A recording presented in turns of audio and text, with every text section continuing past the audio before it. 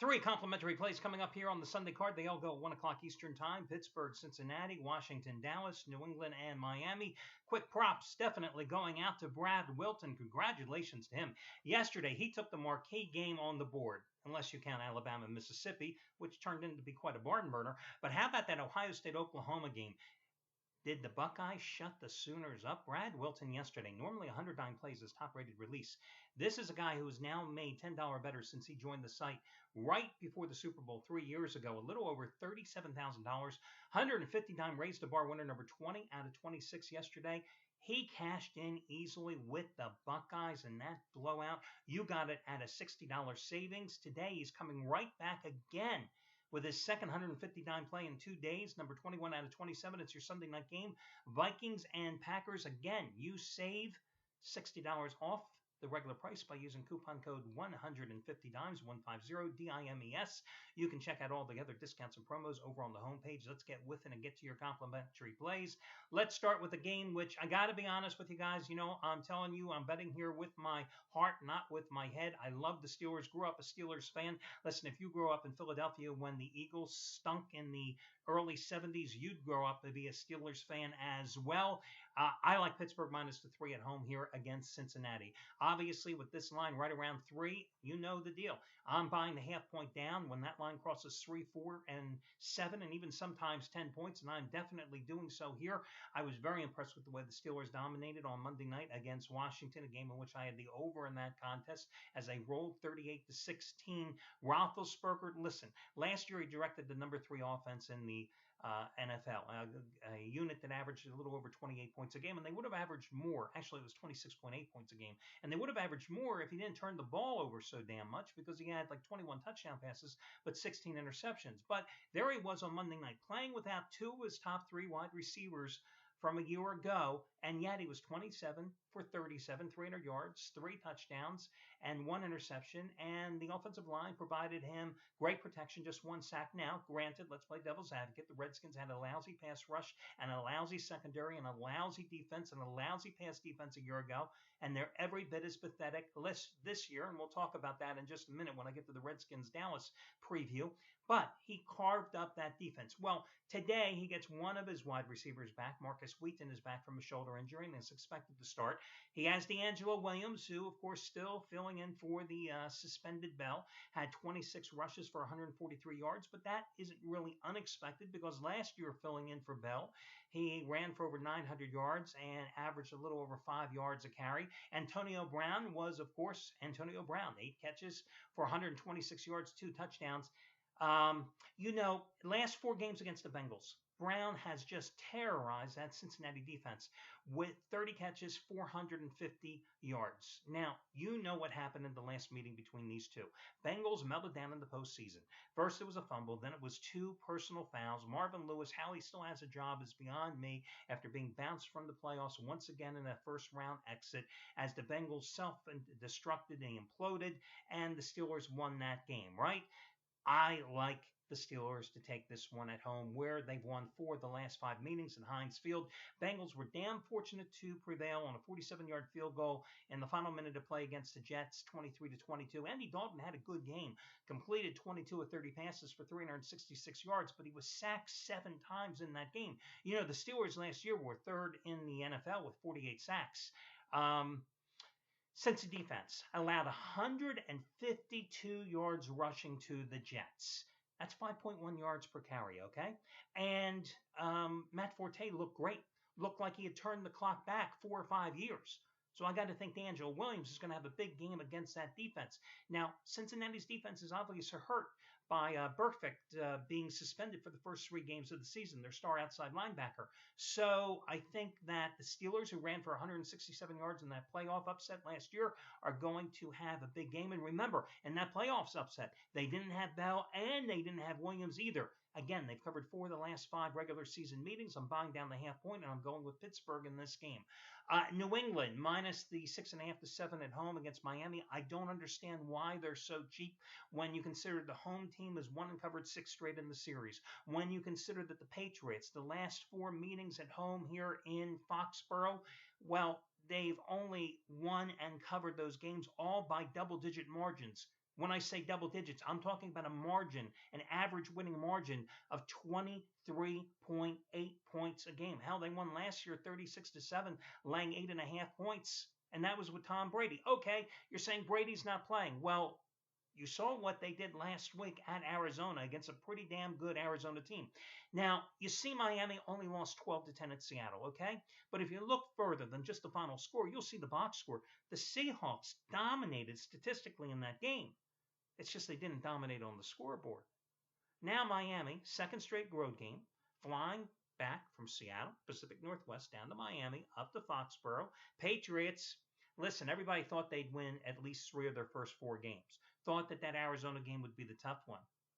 They won it. They're playing with confidence. They won without Gronkowski. They won without Brady. Gronkowski's probably going to miss a game here again.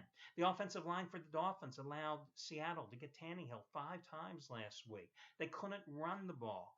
Home team, again, has dominated the series. The Patriots have dominated the series.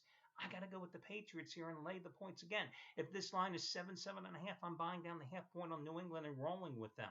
And your final complimentary play, I'm going to go with Washington because I think if there is a must-win game for Jay Gruden, this is it.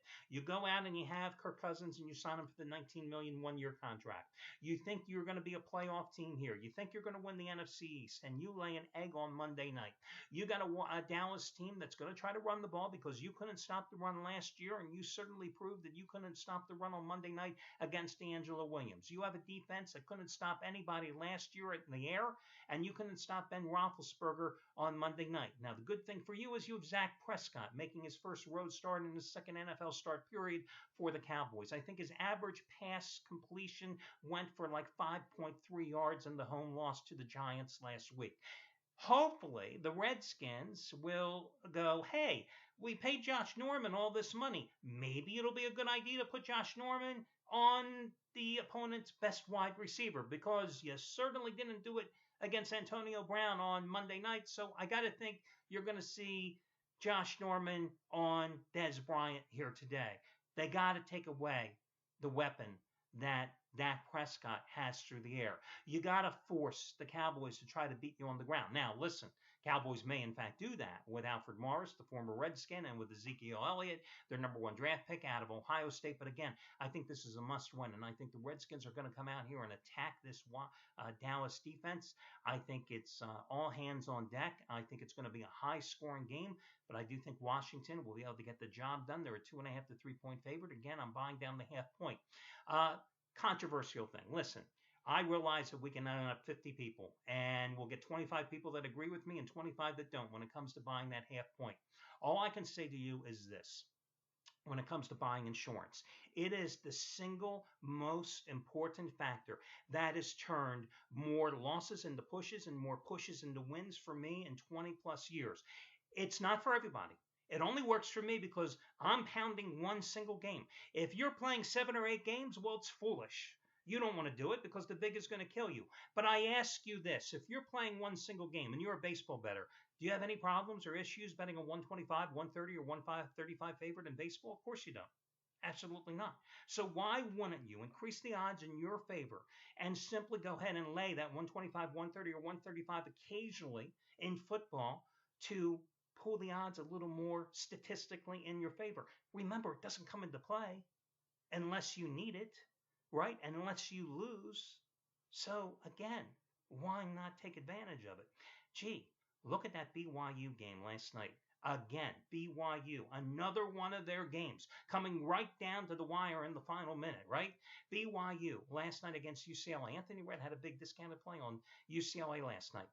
UCLA was a 3-point favorite against BYU. Now, Anthony Redd released that play. It was like, let's see, it was 11:50 Pacific time, so that was what, 2:50 East Coast time in the morning.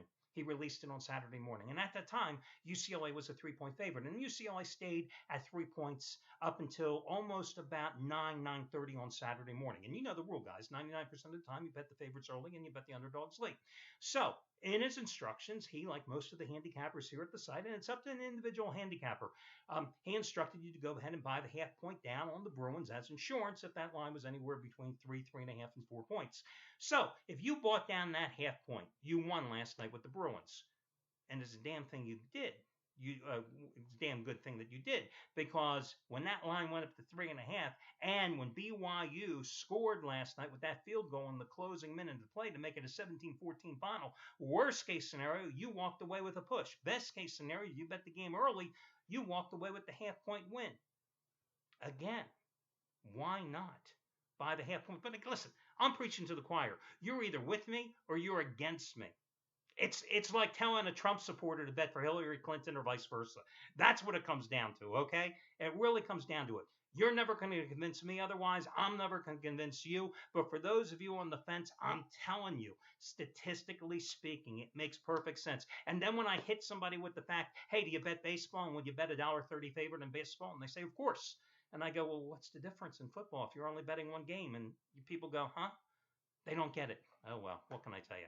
Hey, that'll do it, guys. I wish you well. Other games today, just quickly running down the schedule. Listen, I thought about taking the Giants and New Orleans over. You remember last year, these two teams, it was a 52-49 final. But again, that was in the Superdome. But you look at what the Saints did last week at home when they coughed up the double-digit lead, allowing the Raiders to come back in the fourth quarter. I mean, does anything indicate to you that these two teams don't go over once again? I look at Arizona and Tampa Bay.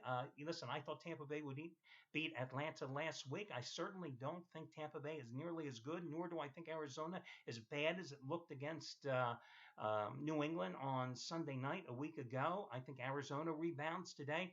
I think San Francisco's in a damn tough spot, really tough spot. And I think that they're going to have difficulty. I gave you the 49ers as a free pick on Monday night. You play on Monday night. You're traveling cross country on a short week of preparation, and you got the Carolina Panthers who played, 2 Thursdays ago and have been itching to get back on the field. So, yeah, they're a double-digit favorite. The only word of caution I have for you is the only double-digit favorite last week was Seattle when they failed to cover a game.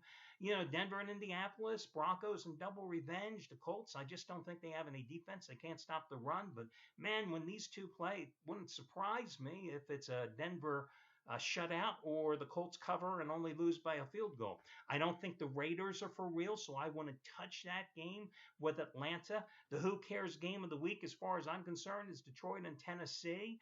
So those are just some of my thoughts quickly on some of the other games on today's board.